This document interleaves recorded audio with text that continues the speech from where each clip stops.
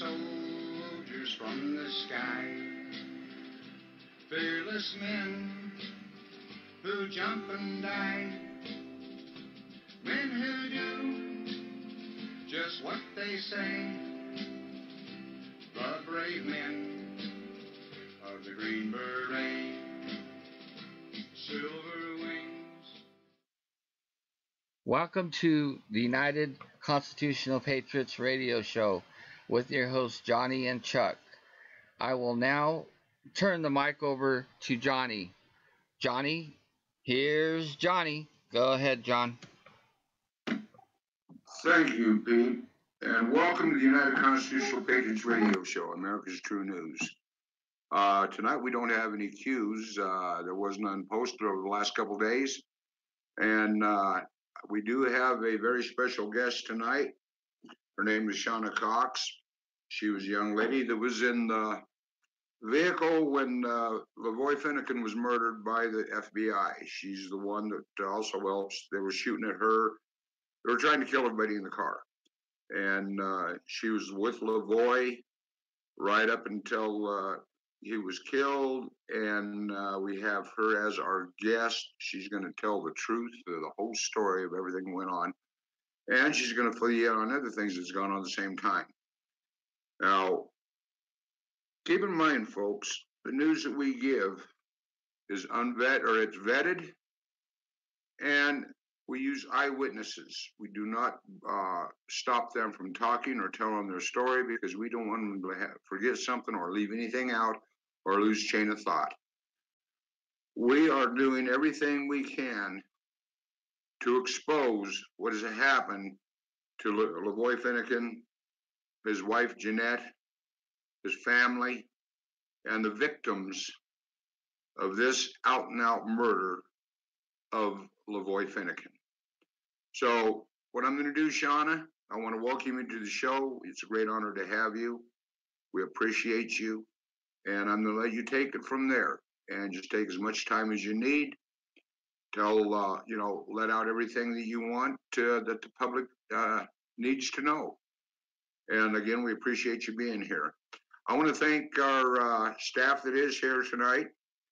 Of course, everyone knows we've got Greg Clark, we've got Chuck, we got Jasper on here tonight. We also have the Patriot Cowgirl, and we have Tom, also, who was with LaVoy, or directly involved in the LaVoy situation. He was with LaVoy right up almost till the time LaVoy had passed away.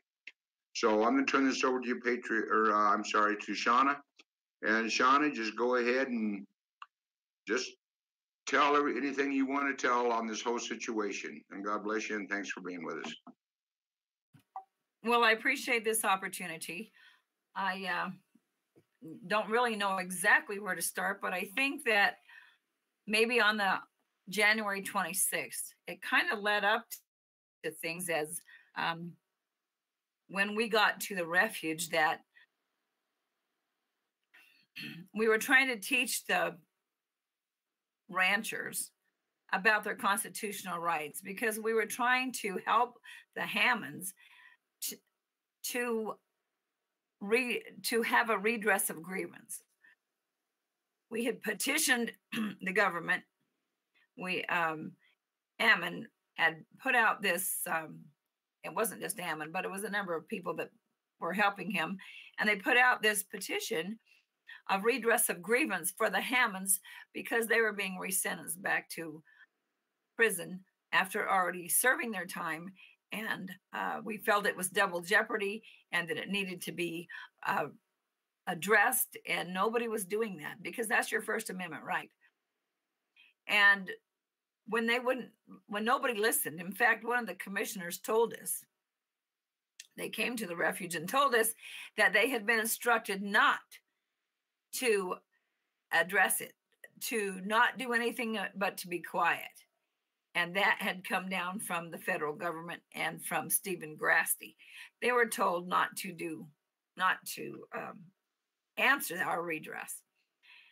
When it was finally announced that we weren't going to get anything other than a few local people who were only going to walk around the block and in a protest, realizing that it was going to go nowhere and do anything, is when we had been asked to, well, I shouldn't say been asked. It's when the decision was made to go out to the refuge because we needed to have attention brought to this because no one was paying attention. When we got to it was the 26th, we had already been speaking to lots and lots of ranchers there, and they knew that our message was to teach them the Constitution and other ranchers from the other counties, because they needed to know that they had rights, that they needed to stand on those rights, and that the sheriff had a responsibility to protect those rights. And he had as more power than anybody, including the President of the United States. He has that right to defend his people, we the people, and that's who has the most power. And that's why we were trying to get the sheriff to pay attention to that. We were also looking for the evidence that was at the Malheur to help exonerate the Hammonds. We did not want them to go back to prison. We knew that it was wrong, and they had done everything in their power, but were being thrown under the bus by attorneys. So on that day, on the 26th, after we had met, we had also been asked a number of times of ranchers to come to different counties to help them with their problems and things that were going on. That wasn't our intent at the beginning. It was just, we were there to help the people of Harney County to reclaim their rights back and to help them stand against this tyranny that was occurring. And Hammonds was the icon of the whole crux at that point. On that day, Lavoie was in an interview. I was busy getting records, copies of records of information so that we could exonerate the Hammonds. They needed the evidence that we had, and we wanted to, and that's what we were working for. That's what I was working for. They had made a plan to go to John Day that day and meet with some of the people over there who had asked them to come, because they understood that they do have rights and they are people, and that they were taking back their own rights using the Constitution. And so that was the meeting that had been set up by the locals there in John Day. Lavoie was in the middle of an interview. When I came over to the building where he was being interviewed, we were trying to get people in their vehicles ready to travel to John Day. I went to help the Sharp family because I knew that they were going to put on this musical presentation in John Day. And I knew them for quite a while, for a couple years. And I was going to, and I wanted to help send them off, get them ready, because I was in the middle of, in between some papers being copied. And so I went to help them. And as things turned out, I had no intention of going with them. But as things played out, it was time for the Sharps to leave. I hurried and got them in, helped get them into the car in their van. And as they took off, I was really concerned because there was a man there by the name of Mark McConnell. Had some very questionable questions as to his integrity and to his motives prior to that day. And that day, things just didn't pan out. I didn't feel right about him being there. He was very obnoxious. He was very demanding, and he gassed up Sharps van with the Refuge fuel, which we didn't all agree with. Anyway, and he cussed at them and got them on their way. And then the next group was supposed to leave, and the ranchers had already left, and there was politicians who had already traveled towards John Day for the meeting. And Lavoie had just come out of his interview when he was getting ready, and Ryan and I took and put all the speaking equipment, the what do you call it, the sound equipment, into the back of Lavoie's truck. And at that time, Lavoie came out and jumped in the truck. Ryan Payne showed up. Ryan Bundy was getting in, and we were looking around.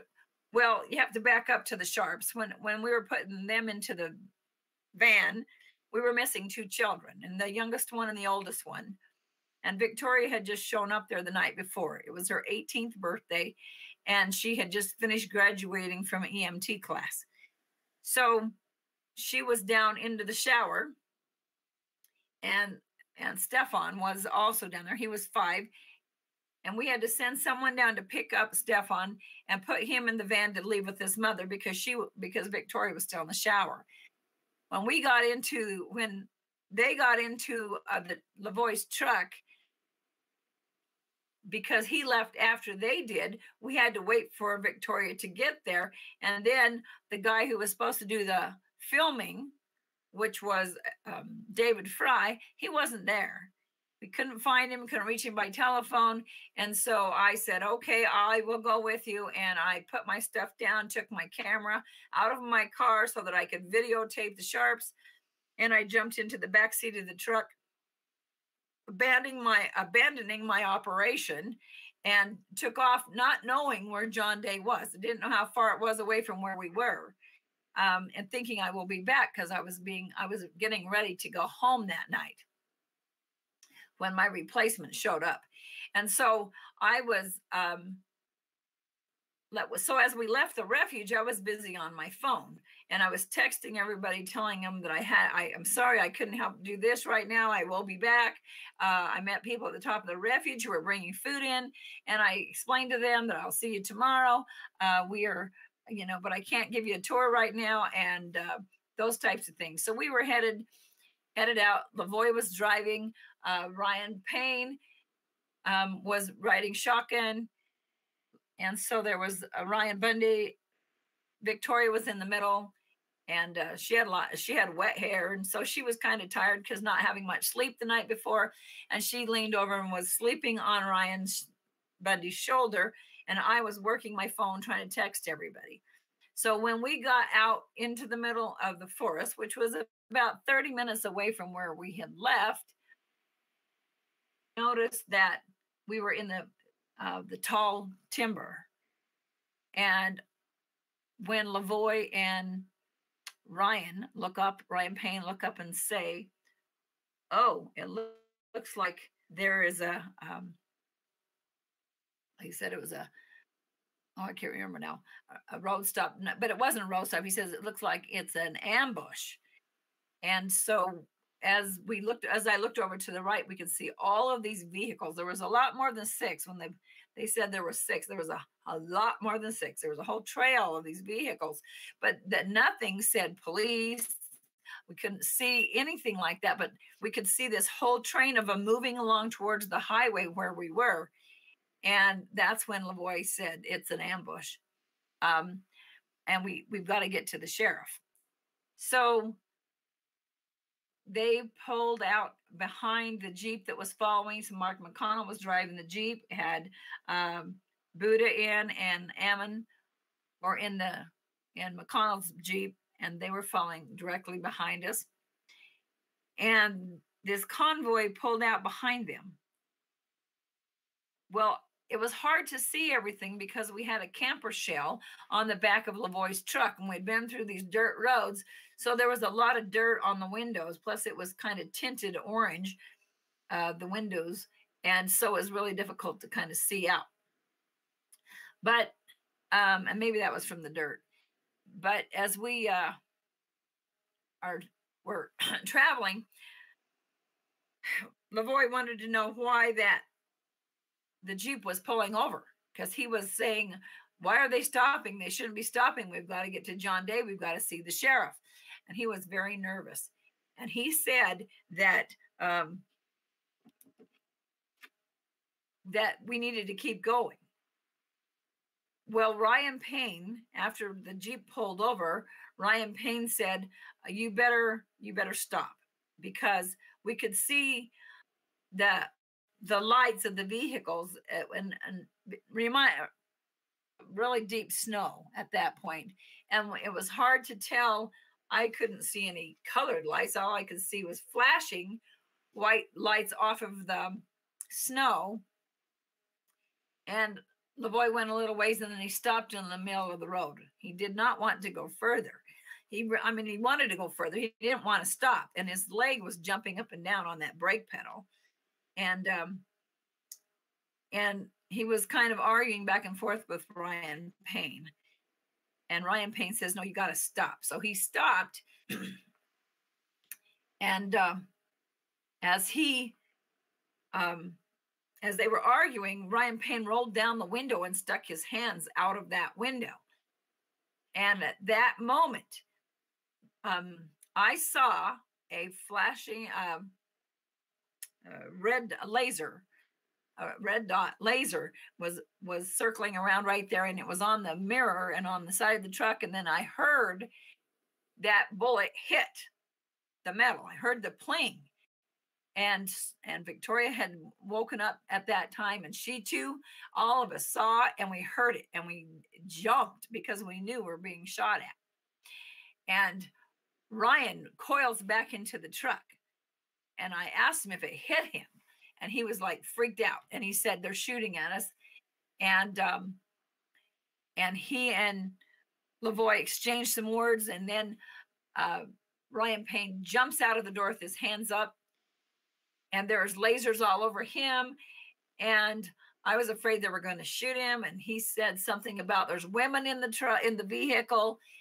And something about, they said, tell him to get out. Or he said to us, then get out if you want to. And I said, do you want to get out? And she said, no, they're shooting at us. And I said, I don't either. And then our eyes were really wide, you know.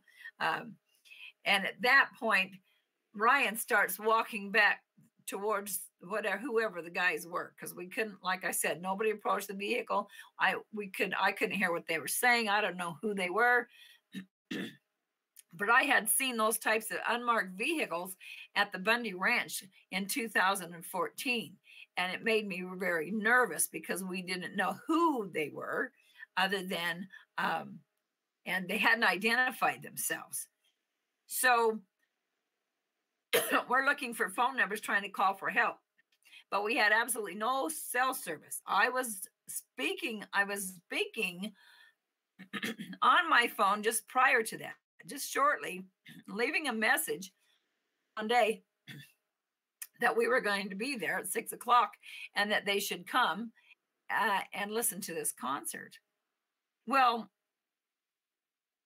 so now we have no service. Nobody has service. I can't find a phone number to call anybody. We didn't know who. I didn't know who we should call.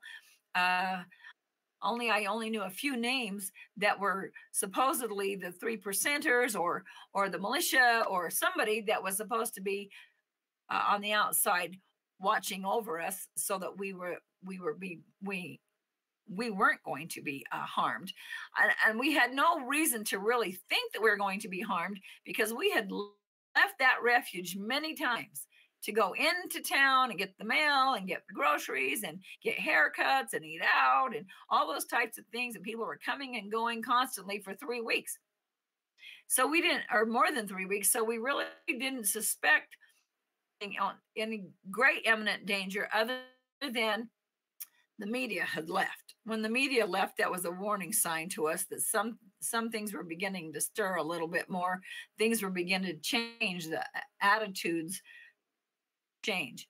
And that was a little concerning. And that's why we were thinking that maybe they were, the militia guys or the 3%ers were still out there watching for us. anyway, as we're traveling, so at that point, while we're stopped, Ryan had got out. I can still see laser lights all over the place, and especially on the back of Lavoy Finicum's head. On Lavoy's head, on the top of his hat, I could see this laser. And that was scary because I was just so afraid that they had already shot at Ryan. So I'm thinking they're going to shoot him. And he keeps saying, go ahead and shoot me, because you know what? He could see in the rearview mirror that laser light was on the top of his head. But he was bound and determined to get us to the sheriff because he trusted nobody behind us. We don't know who all they are. We don't trust anyone. And we wanted to get to the sheriff in John Day that we felt that would, at least because he had the power, because the sheriff does have the power to protect their people. So that's what the premise was to get to the sheriff. Anyway, I said there was a little talk about what are we going to do? Who should we call? And I said, we've got to get out our best weapons. And that's when I reached down and picked up my camera and started to record.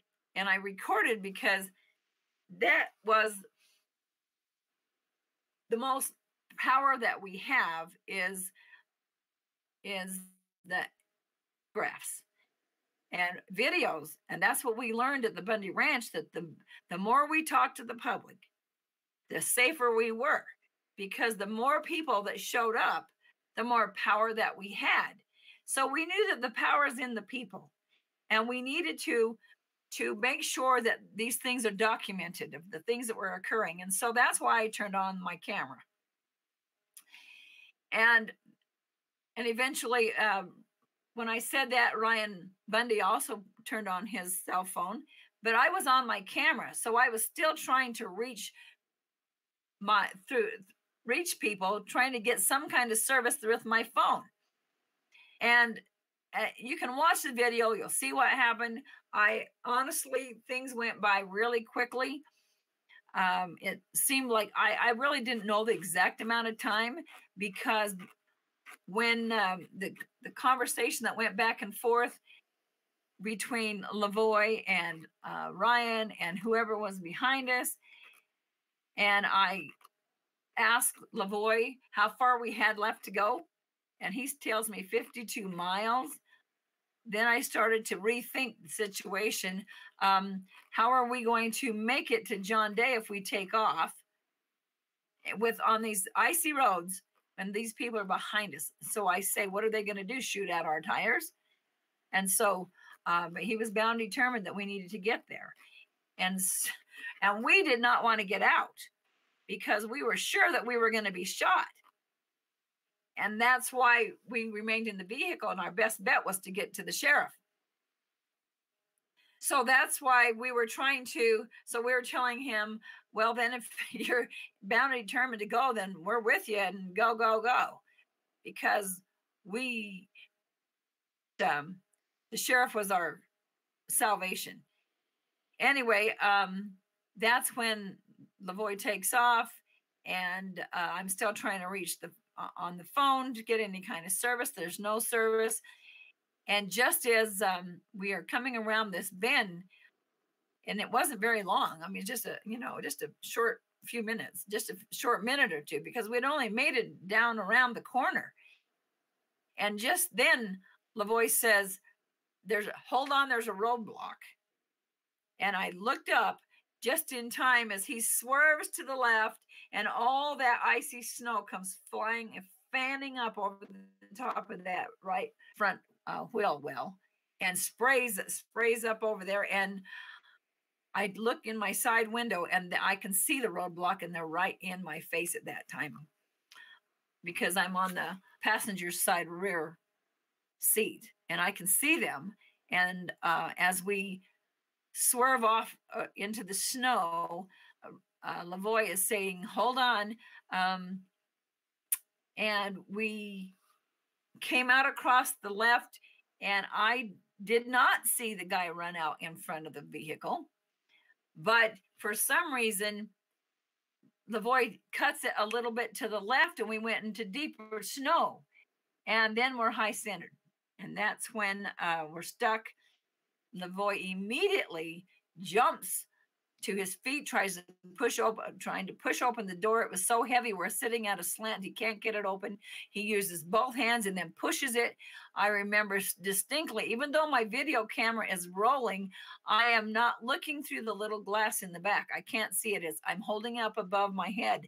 I'm trying to keep crouched down because I am sure that they're going to be shooting bullets through those windows behind us. Had already been shot at as we were approaching this roadblock. And then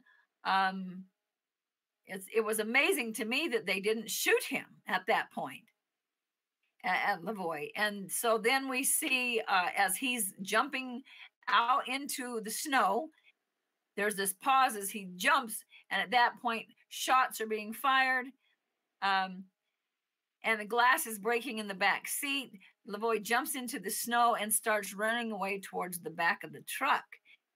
And he is saying, "Go ahead and shoot me. Go ahead and shoot me." And I could not understand why he was doing that, other than my thought was that he was trying to draw fire away from us so that they would quit shooting the truck. But that didn't happen because they continued to shoot at the truck, and they continued to I don't even, I heard no yelling. I heard nothing other than Lavoy. And then you can hear but all the shooting, all the bullets that kept coming. And the wind, and by my head in the video, you can see it. They hit the window that I was sitting next to 5 different times. And it would come in, it would bend in like it was going to break, but it just didn't break. And I'm praying because I know that the intention is to shoot us all. Victoria's sure of that. Ryan Bundy's sure of that. We knew that we were sitting ducks and they were waiting to kill us. We could not, all the windows, the other windows had already been broken out. Both of the front windows were broken out. They continued to fire. We were trying to get out, but we don't dare get out. I can't open my door because of the snow so deep on that side. And neither did I dare do so because I knew that they were going to shoot us. And we figured we were safest in the vehicle. And it continually fires, even though I'm following Lavoy through the snow, and I knew they shot him. And Victoria is in a panic, and she's screaming because she said, "Get out, I need to help him. I'm an EMT," after she knows that he's been shot. It was horrendous. And honestly, I did not know what was on my video, but I saw with my eyes what was happening.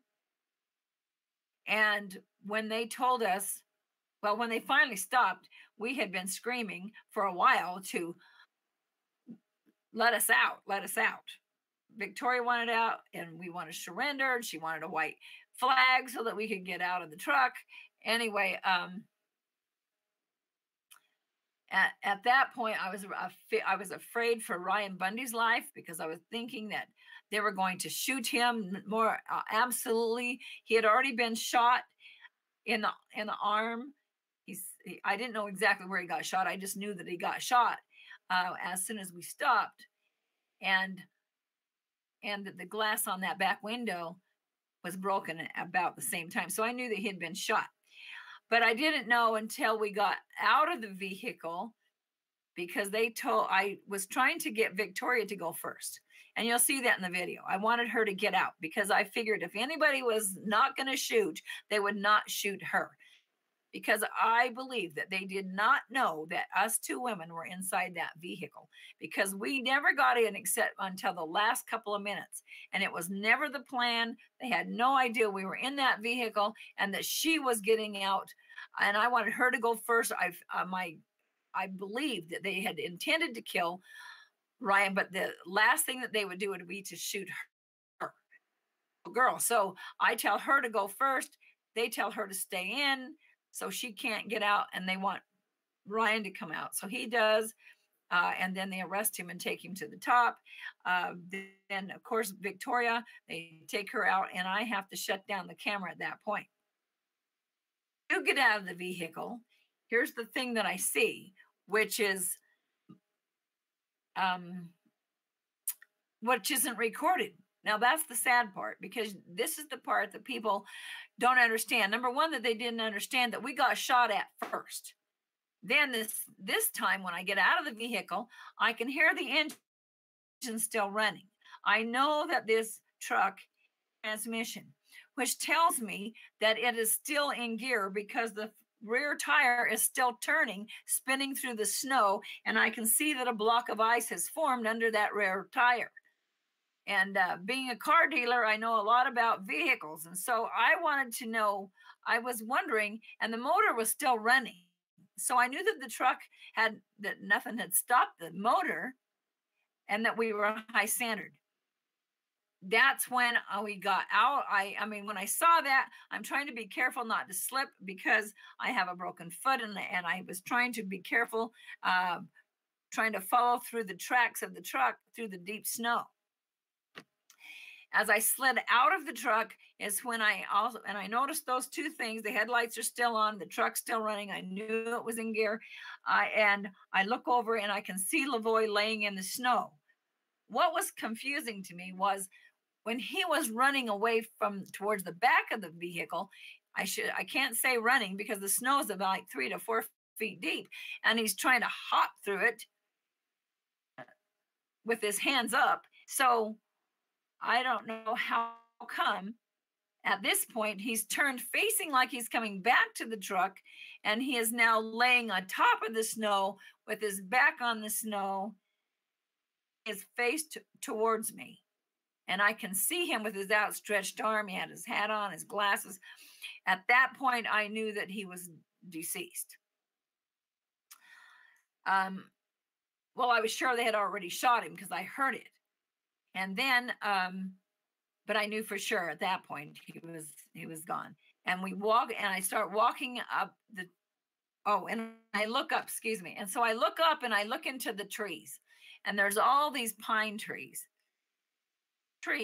Step these men dressed in camouflage, and they're not consistently the same camouflage. They're different camouflage outfits, but they have the round helmets and camouflage, and they have gear on their heads. They have long rifles, and they stepped to the left, all of them, and it was almost like we were in a war zone. That's what it reminded me of. And I thought, what in the heck is going on? Because definitely not a road stop, not a roadblock. This was a kill zone. It was like we were in a war zone. And I looked up at them as they stepped from behind the trees, and I call up to them, and I wasn't mad.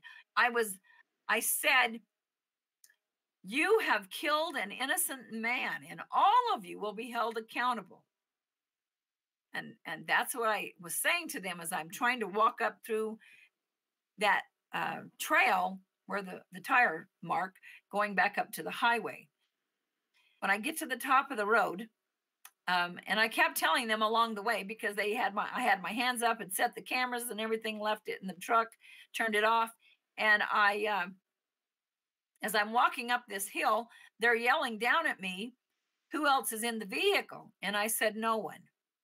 They asked me at least 5 times. I said, "Nobody's in there. I'm the last one. There is no one else in the vehicle." And as I walk to the top of the road, I see Victoria, and she's kind of frazzled. And I can see that it was kind of cold. Her hair's kind of mussed up at the top, and she doesn't have her jacket on, her vest that she'd been wearing. And she says, I'm sorry. I'm so sorry. I said, "For what?" And she said, "I couldn't remember your name." And I told him it started with an S. And I just kind of laughed it off. And so, "It's okay, it's okay." And she said, "They asked me how old you were." And I said, and she told me, she said, "I told them you were like 30 or 40, which was awesome." I said, "Good girl." Because when you're 18, 30 or 40 is old. I'm not young. I went up to when I stood up there with her, she was freezing. She started shaking and I was trying to get close to her, but they hurried us off, tried to head us across the other side of the road. And when I did this, there was a number of these guys with their guns stood on the side of the road as they were facing the truck. And they opened fire on that truck and broke out the rest of the windows, including the one that was by the side of my head. And I thought that was absolutely stupid. So then we went to the other side of the road and they had us sit down along the edge there. So we couldn't see anything behind us in I would say now the crime scene. So she was freezing and I was trying to keep her warm. And so one of the guys went back to the truck and got her vest and brought it to her and helped her put it on. And then they moved us over behind a van. It was like a custom van. I mean, you know, like those in the old days. Well, in my day in high school, they used to take these old vans and you know, put carpet and stuff inside. Anyway, they had one of those double door vans and it was open, an older one. And they had the back doors open and they put us there so we really couldn't see anything. So we had two of the, no, I don't know if they're officers because they didn't have, nothing said police, nothing. I saw nothing. I was looking specifically for certain people. Ryan was there with us. He was kneeling down. He was telling them how he got shot in the shoulder, and one of the officers came over and he was in camo. He pulls out a Bowie knife and he can see the hole in Ryan's shirt. And he said, can I cut your shirt? Ryan said, it's already got a hole in it. So he cuts it bigger and he looks and he says, yep, I can see the bullet. Okay. I was standing there next to him. I could see what he's looking at. Then he takes the Ryan and they walk away. Then two of them came and they're in the uniforms. I'm telling you, they're in these camo. And there is no insignia. I'm looking for insignia on them. I'm looking for name tags. And there is no name tags on those uniforms. They had ripped them off. One of them had a track on top of his hat, like a Procam track. And I said, and another one had flip down binoculars, small binoculars on each side of his hat. And I said to the guy with the track on his head, where's your Procam? Where's your camera? And he said, oh, you mean my flashlight? And he flips the flashlight over his left there. And I said, no, not your flashlight. I said, the track, you know, that goes on top of your hat, but there's no camera on top. He did not answer me. He just turned and walked away. But before he said that, I did ask him, I asked them, both of them, while they were standing there, if I was under arrest because I had metal cuffs on. And I said, well, am I under arrest? And they told me, no, you're just being detained. So at that point, I knew that there was no warrant for me. I knew there was no warrant. So I said, why am I being detained? And they said, we don't know. Oh, anyway, they walk away. But I did notice on their uniforms that the name tags had been ripped off. And there was no name on them. One had been hot glued on. The other one had pulled it off, and he had torn the seam and had stitched it with himself. Anyway, it was more than obvious that that this was an absolute ambush, and that this was out of control. Somebody had messed up because the plan was never to allow us to leave there. That's why they didn't know what to do. There was no warrants. There was nothing. And I knew that. And so as we began to, as we were standing there, Victoria began to go into shock. And I knew that because I've done intervention before. And I knew that the only way I could calm her down was because she sings. And so we began to sing together, and I would get her to sing, and we were singing hymns, and they're gospel singers. I don't know all the songs she knows. We sing different went from different religions, but it didn't matter anyway. So, but we sang the songs that we knew together, and I would try to fall in on with some of her songs, and we would sing because we knew that we had to keep the spirit of the Lord around us because it was so evil. And she said, I am only 18 years old, and that I was almost killed. And I said, absolutely. And you're going to remember this for the rest of your life. And whenever asked about it, you are always going to tell the truth. And she says, I will, I promise. And so that's when they took us. And we sat in, well, we were there for a while. And then they came and brought a van and put us inside the van. And in that van, so we were there probably about 3 hours. And then they took the van and drove it down to the next stop, which was only a mile away. But in that mile, they loaded up Ammon, Ryan Payne, Buddha, and Mark McConnell. And those 4, and they did not know that Lavoie had been shot. And so Victoria and I proceeded to tell them. Total shock. They hadn't heard anything. They didn't know. And they were just so upset after that. It was all they could do to maintain. Mark McConnell was cold as ice, very cruel to Victoria, said mean, nasty things, telling her to shut up. And anyway, all kinds of stuff. And it was like some people have no sympathy or and that made me upset with him even more.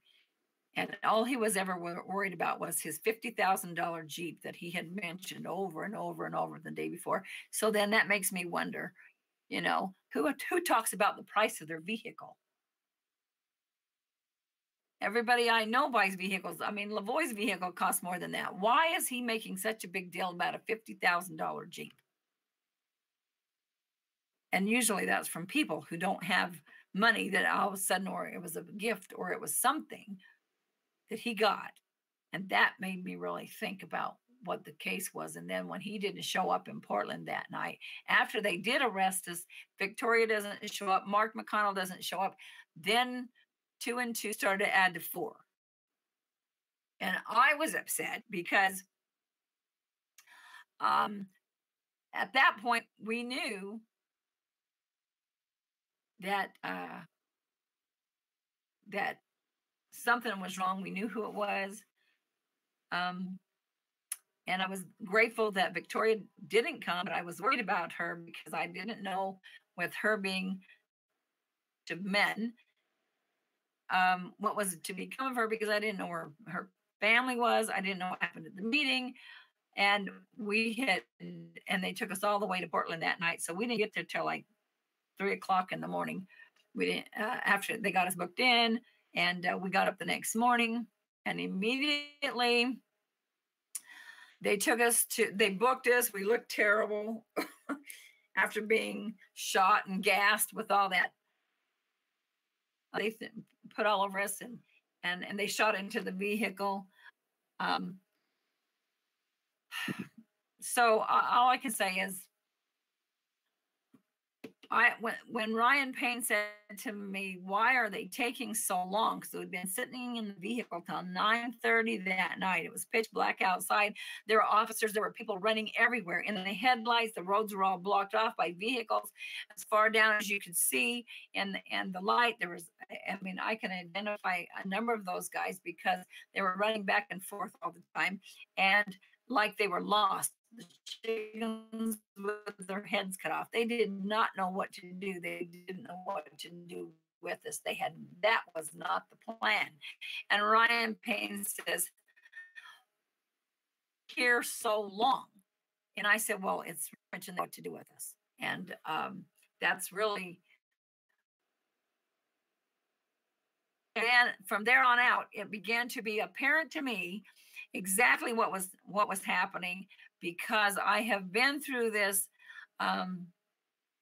for many years of learning the Constitution, teaching the Constitution, all the different things that were happening, and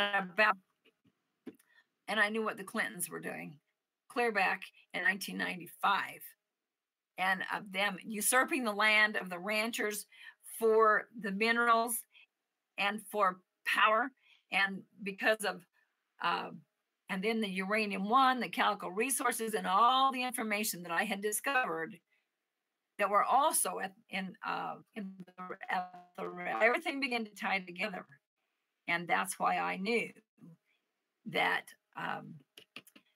who was behind it and how it all came down. And there's a lot more to that part, but I think you just wanted to hear about Lavoie's incident. I'm telling you that they knew, they premeditated that murder. And that's exactly what it was. It was no road stop, or whatever they tried to color it later. But at a road stop, if somebody pulls you over, they at least approach the vehicle. I don't even know why. We had no idea why they were doing it, what they did, and why did they shoot at us before they're ever asking any questions, before anything ever happened. And so there were people, absolutely, and that shot asteroid. I don't know if it's asteroid. I just know that that shot was not the Oregon State Police. That shot came from somewhere else, and there was 2 shots that I know of, and Ryan was shot with that bullet. So whoever did it is absolutely lying, and they're covering up this whole thing.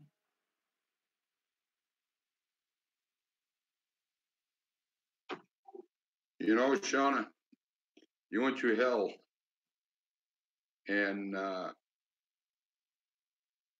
all of us watched the video numerous times, and we knew as soon as we seen the movie, that's all hell broke loose. You know, you were in cuffs and everything else, but as soon as we seen your video that was posted, it got the attention of the world. Nobody's forgotten, and we're not gonna forget. Lavoie is a strong reason alone enough for the Patriots to stand together and stand up against the corruption in the government, the law enforcement, because it's there. We know it. But if you want, you can touch on and explain some of the things when you went through court, what they put you through, because what they did is wrong. And the American people need to know what the corrupt side of the government is doing. You got good and bad in all law enforcement. I don't care where you go. You have corruption in law enforcement in every state in the union, probably every town in the United States. But the majority of the police officers are very good, and I support our men in blue, support our Border Patrol, I support all of our immigration authorities, our ICE, you name it. They have a job to do, and it's to protect our country from what we're going through right now. So go ahead and hit on some of the things they told they tried to do when you want to. I will talk about it. I want to say one more thing about Lavoie. What's really amazing to me is Lavoie understood it. And he had committed totally that he was going to stand for the Constitution, that he knew that we have been enslaved here as the citizens, and that people don't understand that we have become controlled by the government as citizens, so we became slaves. And I know people think that it's so far out, but it is not. It's absolutely true. Lavoie understood a lot, and he was a very good spokesman. And if you think what happened with this young rancher, this I say young, he's younger than me, but rancher who was a very private individual, who loved his country, who loved his family, who was only doing keeping to himself all these years and just wanted to work and be a rancher. And then suddenly he comes to the Bundy's aid, and he gets the picture. He understands what's happening, and he has to do a self-search. He has to do a soul search, and he starts putting it together. Constitution and understanding the rights of the people, and his eyes are opened, and he only speaks for 3 weeks to the people in the United States, in that media and across the world. And why did their hearts change so much? To understand that he is a true cowboy, that he's standing for what's right, that he is not compromising his values, and that they turn to love him only for 3 weeks worth of his speaking. And that is totally amazing to me. But he knew it. And you see, when he told me we had 52 miles to go to John Day, I'm thinking a long ways. When I went back on a year later and the meeting that never happened, I went back there and realized that we were less than 1 mile from the Grant County line, and that Grant County was deemed by the government, by the governor, as a UN free zone. If people understand what that means, what a UN free zone is, that sheriff in Grant County, Glenn Palmer, considered himself a constitutional sheriff, and he had been helping the people take away that federal control, and that they were manning their own forests, managing their own forests, because the Forest Service had been allowing it to burn down so many of their cabins and houses up in the timber, that they were going to manage it themselves. That became a UN free zone. And so if you look, every war that has ever taken place in the United States since the Civil War was never a war declared by Congress. They were all civil unrest, and they were all against. I want you to go do your homework, research it out, prove me wrong. But every war was never a war. They were all conflicts. The Iran, Vietnam, all of these wars that we have were not wars because they weren't declared by Congress. And what happened to Congress? And where did we lose that power? And why do and so here we go into a court. And the first thing I notice is when they give me an attorney, I asked her specifically a couple of things. The first thing I said to her was, do you believe in God? I was not convinced that she did. I told her that we would learn a lot through this trial. Number one, because I know that God's in charge, right? I just asked her that question. I also asked her another thing. I said, is this an admiralty court?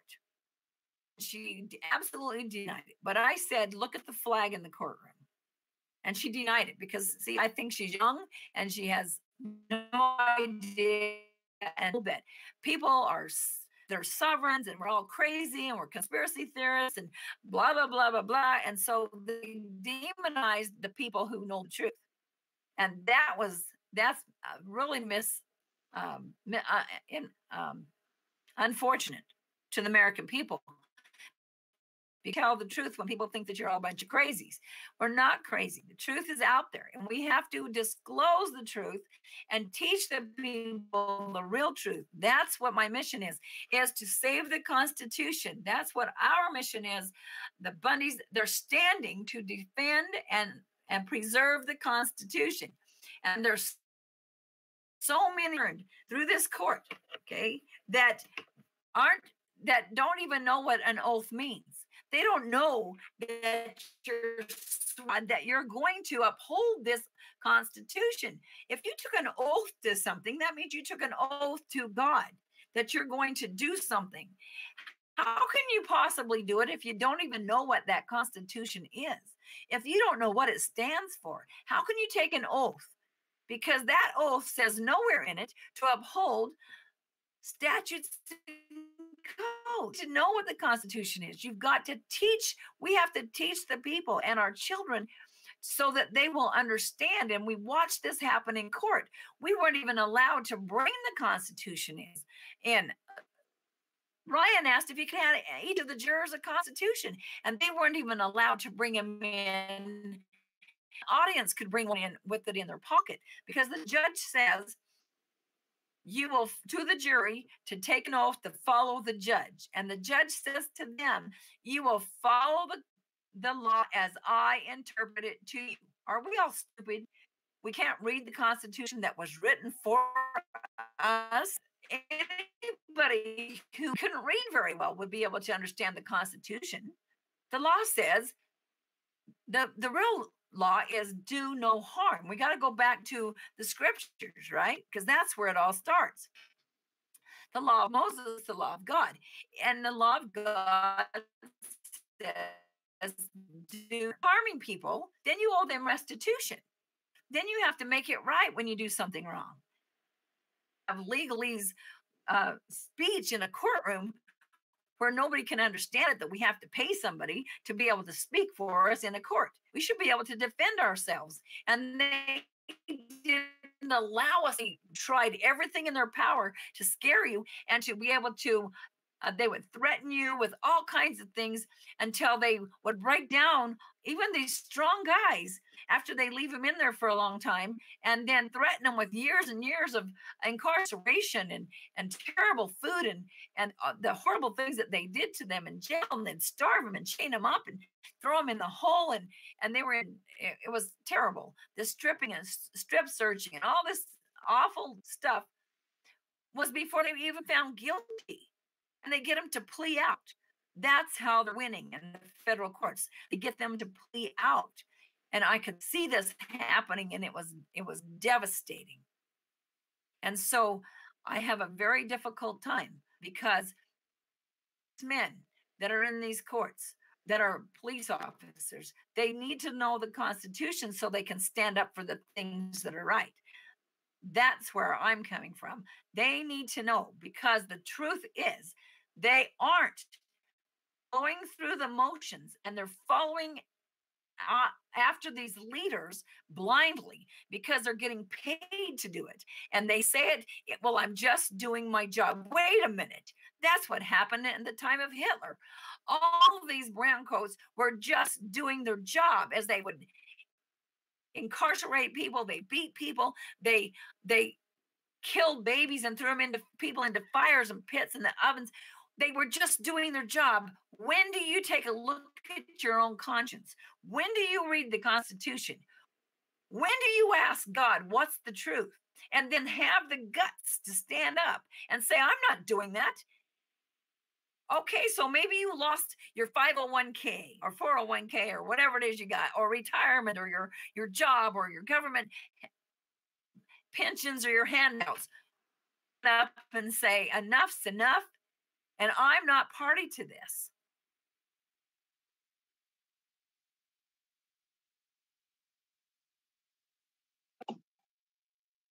You know, you touched on some very interesting facts. Go ahead. I'm sorry I get on my soapbox, but I'm telling you that I've seen it for so long, and I just want the people to start to understand what the truth is, because our Bill of Rights is their Bill of Prohibitions. We aren't citizens.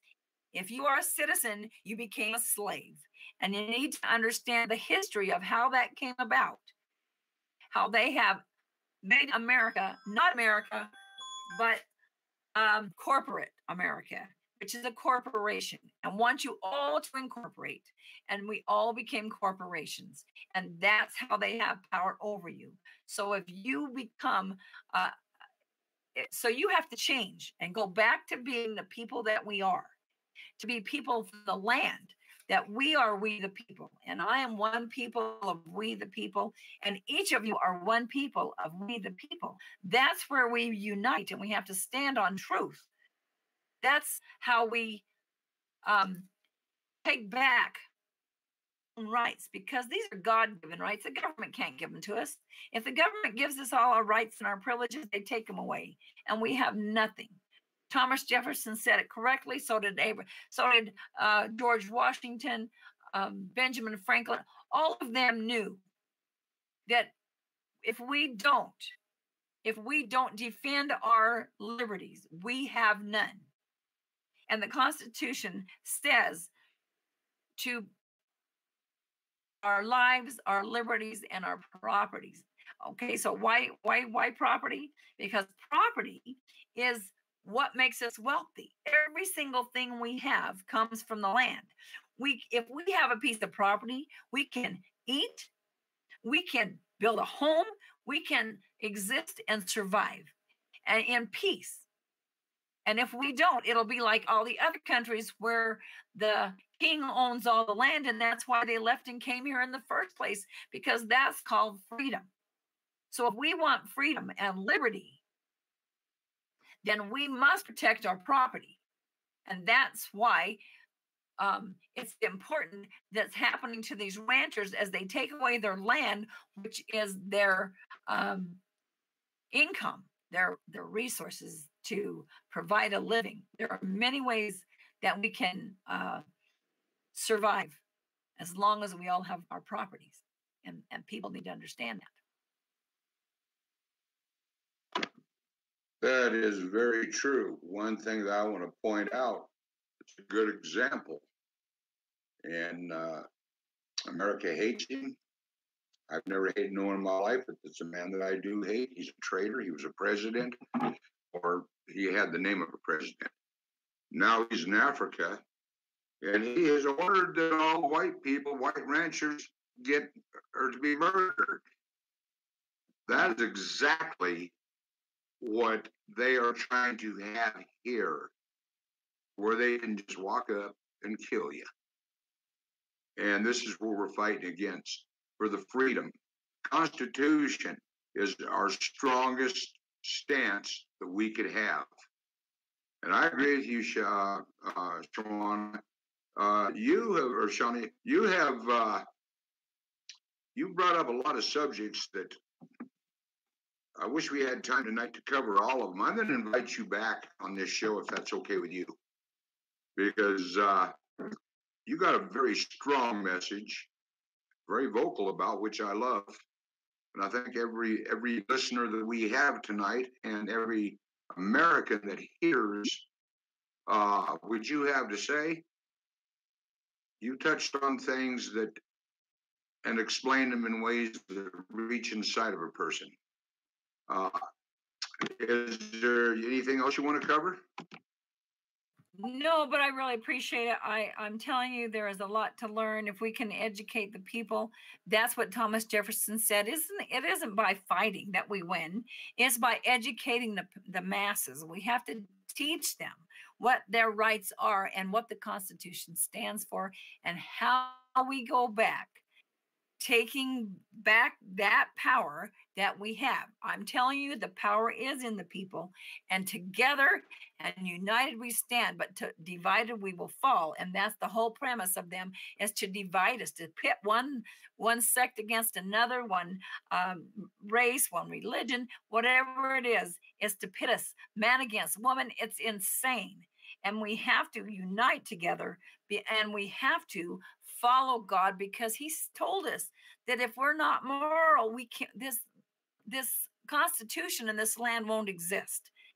So I'm begging people, please get on your knees, find out what it is the Lord wants you to do, and please do it, because united we stand. We can do this, and we can do it together. And I thank you so much for what you're doing to bring awareness to this country. And I'm grateful for President Trump and the things he's doing. So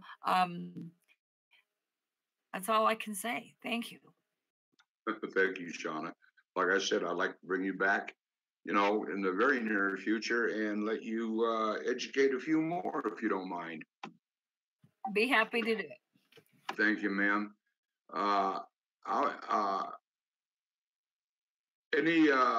Anybody have any questions for the young lady? Chuck, we can start with you. Do you have any? No, not really. I don't really have any questions. I guess about the only thing I can say is I've sat here and listened to Shawna tell her story, and as a minister of the gospel of Jesus Christ myself, I have to say that I am in absolute awe of her constitutional understanding, and I'm in awe of her passion, and she became quite animated in what she was saying a little bit ago. But after what she's been through, I think she has the right to say it, and I'm glad we were able to give her the vehicle through which to say it. So we've had her on here now. We've had Ryan Bundy on here. We've had Cliven on here, and I have been privileged myself to be able to sit here and listen to these people talk about their experience, talk about what they saw. And the only thing I know how to say is I'm just in absolute awe of every one of these people, and they have become, I guess you could say, heroes to me. So I would say thank you, Shawna, for being here, and I'm glad Johnny's wanting to have you back, because it's been an experience tonight. Thank you. Okay, Pete, do you have anything you'd like to say to the young lady?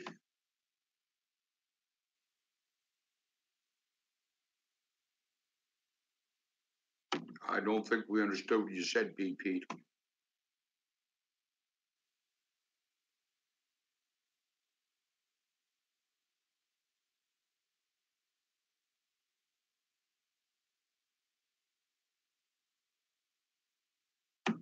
Thank you, Pete. Jim, you were at the Bundy Ranch. You've been involved in all of this with me. You got anything you'd like to say to this young lady?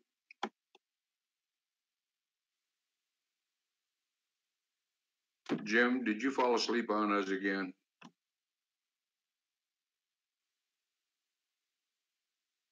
Okay, we'll go on to Patriot Cowgirl.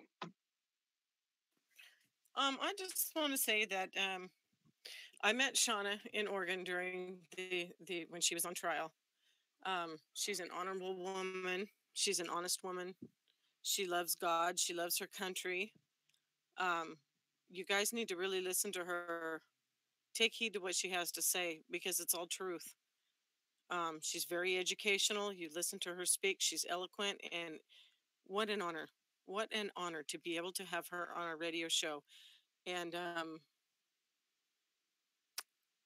your experience, Shawna, is what woke me up, what got me into this movement. And I've been passionate about it since. And I just really pray that people will open their eyes and their hearts and see what she's talking about, and know that it's truth, and stand with us. Don't just sit on your couch and take it all in from the news, because the news isn't telling you the truth. You've got to stand. You've got to educate yourself. You've got to learn your Constitution. You've got to know that the media, most of the media outlets, are lying to us. That's why we do this show, because it's all truth. So stand, educate yourself, search your heart, listen to God, because it's all truth. And what happened to Shawna could have very well happened to any of you. And Shawna, I kind of want you to explain a little bit why you guys were at the refuge, because a lot of people say, well, they were taking over this government building and they shouldn't have been there, and blah, yada, yada, and Lavoie deserved to die. That's not the truth. They were doing it all constitutionally. They were there constitutionally. And if you don't understand the Constitution, then you're not going to understand why they were there. And that's just something I'd like you to hit on a little bit before we end our show. I would be happy, and I'm humbled, and thank you very much. I guess I get really passionate because I would like to scream from the top of the mountains to the whole world, and yet I am so amazed at how many people don't even know what's going on. When we went to the refuge, the reason to show up at the refuge was because we knew that the media wasn't going to pay attention. They were going to bury this thing about the Hammonds, that the only way that we can get help and awareness is when we do something out of the ordinary. And the whole purpose was a constitutional right to hold adverse possession over this land because we wanted the government, the so-called who said they own that land, to produce a title. Show me a deed. How did you get that land? And then show how it was stolen, how they had all the evidence comes down to burning them out, flooding them out, stealing the ranchers' land. So they create this so-called land that they purchase here or there, little pieces. But let me tell you, that's not what it was. And we wanted them to show us a deed, because if we were truly trespassing on their land, all they had to do was come in and give us a citation for trespass. If you hold a piece of property in adverse possession, that means that you can hold it. And in Oregon, it was 5 years. So you have to do the steps of reclaiming that land. We put up a flag. We renamed it. We changed the ownership of the address. We had a post office box number. We had everything that was changed. The power, we tried to change the power, everything, because we paid the power bill, the trash bill, all those things, because we were going to hold adverse possession, not for our benefit, but for the people of Harney County, of whom they had stolen it. And that was the reason to be there. Did Ammon need it? No. Did Lavoy need it? No. Did Ryan need it? No. Did I need it? No. Lavoy, none of us wanted that land. We were only there to help the people, to help them be strong enough to stand. And as we would teach them, we were hoping they would get strong enough that they would stand on their own. But we told them, we'll not leave until you are ready. So we wanted them to understand where their rights were, and that we were helping them, and we needed the media, because the media was a protection. When you shine the light on the cockroaches, they begin to run, as Ammon put it. Because you see, if you're doing evil deeds, you don't like daylight. You want to do it in the dark, in the cover of darkness. They've done so much in darkness, and now when we shine the light, it just blinds them, and they do not know where to go. And their simple answer was this: if they truly had a deed to that property, why didn't they come forward and have the sheriff give us a citation, which is a misdemeanor, and evict us from the property? That's because they never had the title. They don't have the deed. And I challenged them in the courtroom, and they tried, and the judge tried to take judicial notice that they did own the land. That's not even true, because you see, all the people that she tried herself, which wasn't constitutional, because the federal judge can't try you in a civil case, but she did. She took those second tier and charged them on her own and judged them herself whether they were guilty of trespass. That's what they're guilty of, because they were innocent of any conspiracy that they were charging them in the federal government. They should have released them, and they didn't. So so she goes around behind the barn and decides that she's going to charge them with the trespass charge, because during our trial, when I challenged her, she took judicial notice that they own the Malheur. That is not true, because when they have to pay restitution, do you know where the $10,000 each of those young men have to pay goes to? It goes to the Friends of the Malheur. Wow. How can the Friends of the Malheur, who are commingling money with the government, is that how that works in this refuge? That's not true. Go back and do your homework. That is totally illegal. And so they've done so many things that are against the law, and they make up their own laws. They throw out the Constitution. They're not Americans. They are not constitutional. And it is the conspiracy against America, people. It is a true conspiracy. It's not a conspiracy theory. This is facts, and you can go back and look at it. Pull out all the transcripts, and you will see That's what we discovered, was the more we dug, the worse it got.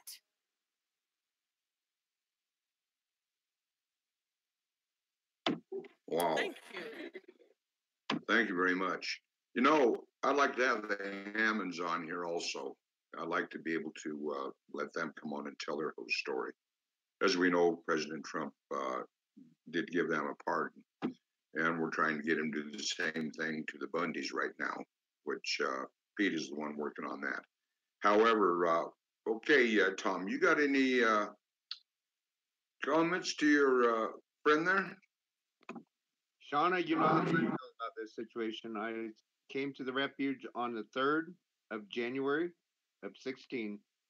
Me and my son, we were greeted as friends with people we've never met before. We were given coffee on that cold winter night. We were out working cows, and we stopped by the refuge on our way home. There was nothing but hospitality presented to us for those weeks that we came there and visited with the people down there. There was never no hostility towards us. Now, we went to our courthouse. We were meted at our courthouse by an occupation by the federal government and the militia. Not militia, what I call militia, the FBI, the Mercs, the sheriff's departments from all over Oregon, Idaho, and Montana, from everywhere. 300 FBI agents, over 400 other agents of various degrees showed up in Harney County.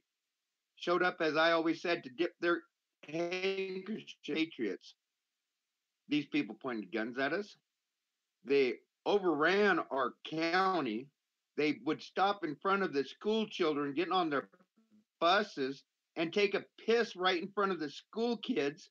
They'd come into the store down here at Riley and piss on the parking lot right in front of customers. These animals showed up and overran and occupied our county and terrorized us. They shut down our schools for 1 week, saying, oh my God, we're afraid of the Patriots. The ones that was scaring the people was the ones that was trying to perpetrate this crime against the American people and the people of Harney County was the FBI, the Mercs, the Oregon State Police, and all those other criminals. I add other words, but I won't use them. Criminals that perpetrated our county and overran us. Shawna, I love you. You know I do, and I would do anything to help you guys. But speaking as a Harney County resident, people, wake up. The government is out to control us. The UN is out to take over our country and make us slaves to the new world order, the one world order, whatever you want to call it, the deep state. These are the people that wants to kill Americans. Why do you think they've got 32,000 guillotines made up under the Obama administration and was training people to operate guillotines? Conspiracy theory, you might say? Research it. Learn the facts. These people want to knock the number of the population of the United States from 335 million to 2025. Their agenda was to have 85 million people in the United States. Where's all those people going? They were going to be exterminated. Depopulation with Agenda 21. They've harassed the Hammonds. The Hammonds is the only natural corridor between the Malheur Refuge and the Steen Mountain Monument built by Bill Clinton and Babbitt, Secretary of the Interior Babbitt. They wanted that land to control and remove the Hammonds. I've been living here long enough, and I seen how they terrorized the Hammonds over all those years. The refuge employees fenced off their water holes. They blocked their entry to their pastures, trying to intimidate them. And the Hammonds getting their cattle to pasture was that to go the route. They was that to cut the fences, give their cows to water, was that to cut the fences. And they came at them. They tried to burn them out. The Hammonds built a backfire to keep them from burning them out. And what did they do? They come and arrest them. And they take them to a mock trial owned by the deep state in Pendleton, Oregon, federal government building. They made lies upon them, saying they were poachers, that the media ran wild with. That is the biggest farce of a lie.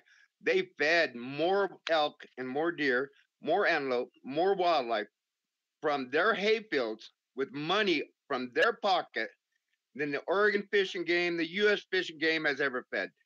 Those organizations are false, fake.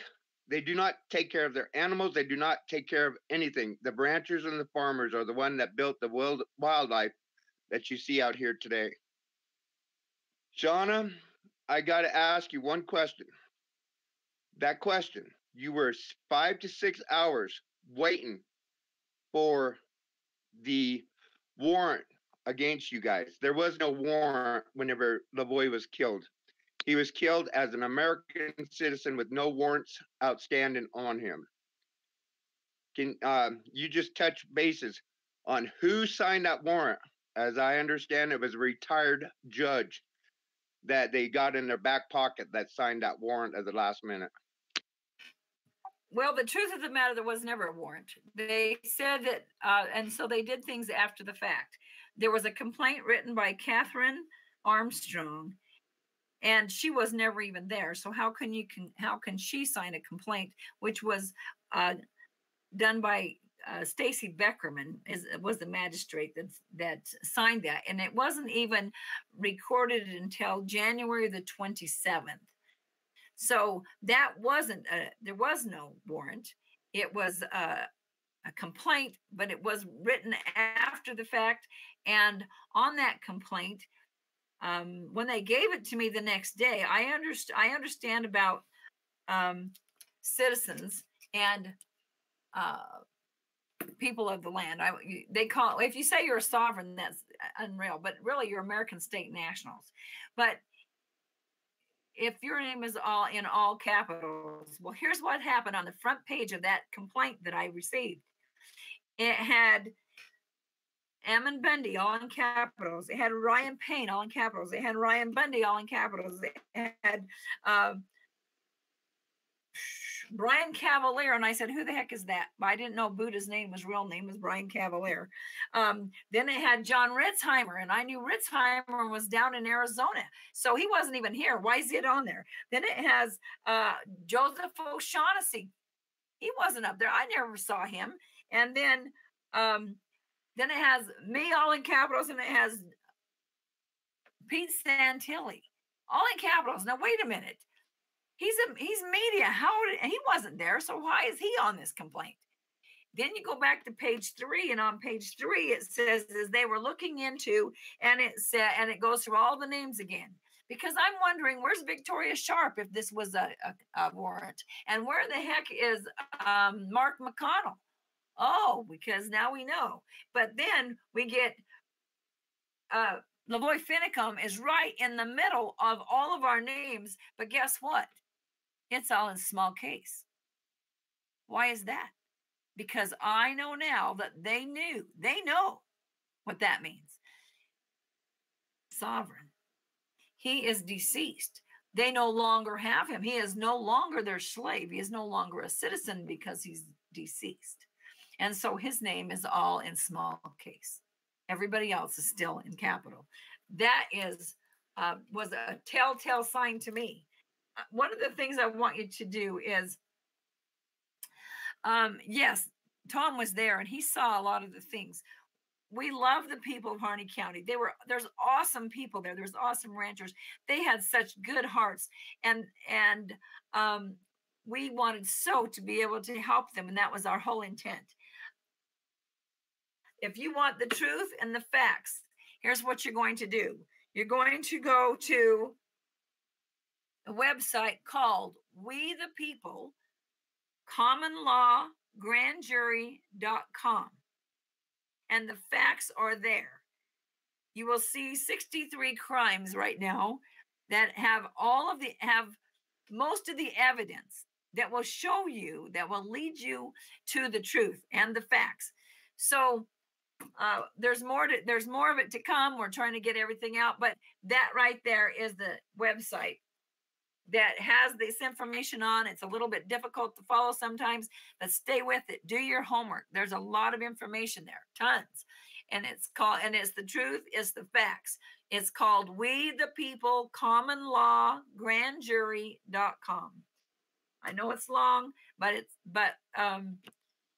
got the answers in there. So if you would do your homework, you'll see it. One thing I'd like to also bring up on this whole thing, after you guys were arrested and after they removed David Fry from the Harney County Resource Center and the last remaining 4, they had a shredding company come up here to shred vital documents and destroy them. They hit the BLM office. They shredded documents from the BLM office. They hit it and the county courthouse and removed evidence from the county courthouse and shredded them. They hit the Malheur Refuge and shredded the paperwork.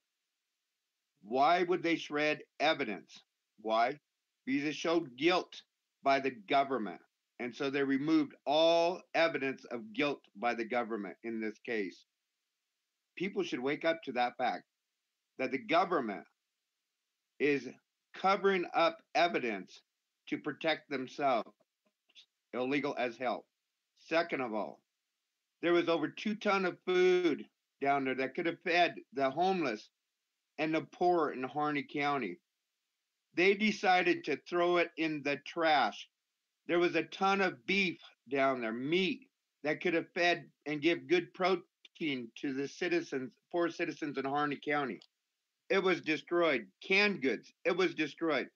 I was down there at the refuge, and I asked them why they were throwing all that food away.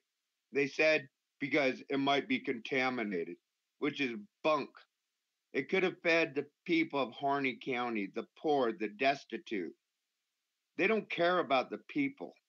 All they care about is their precious little golden gem down there called the Malheur Refuge, their diamond, the UN diamond. Yeah, I get worked up on the case, as everybody know. I'm honored, so honored to be able to call Shawna, Ryan, and everybody that was involved as my friends. And I stand strong with the Constitution. We should be teaching Constitution to our kids from preschool all the way through high school.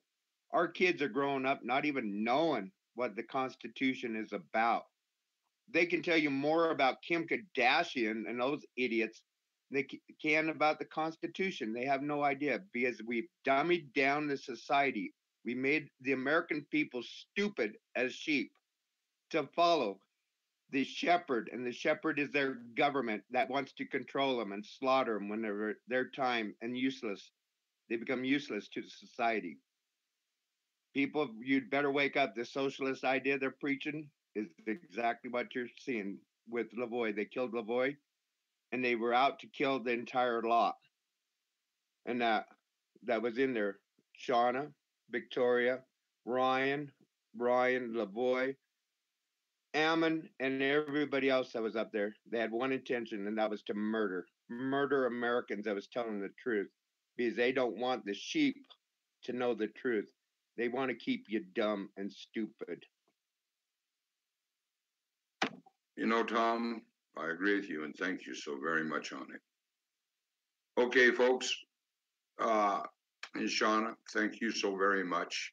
I'm going to have Chuck close our show as normal with prayer, and after prayer, give Pete a little bit of time to clear our show, and then he'll come on and tell us when we can talk. Again, God bless America. God bless Trump.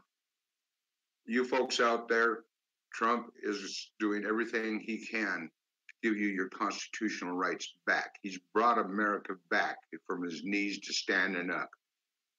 Now he's going to even make it greater.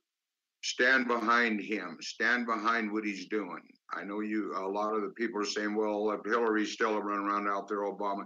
He has a plan, folks, and his plan is working. Trust in him. He knows what he's doing, and these folks, everyone's going to be cheering for long because they will be in jail.